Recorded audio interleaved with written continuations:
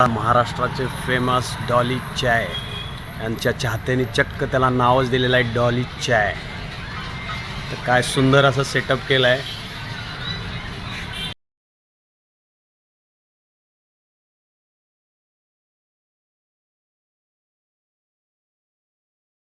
एकदम सुंदर असा फोटो लावला आहे. चाहते असावे तर असे.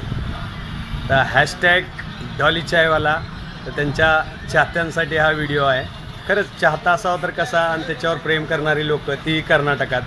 तर दादा एक कधीपासून चालू केलं तुम्ही? 2 महिने चालू केलं. बरं, तुमचं काय नाव आकाश मेत्रे, आणि हे कुठे येते? कागवाड.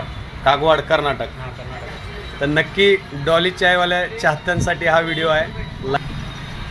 जय महाराष्ट्र, जय कर्नाटक.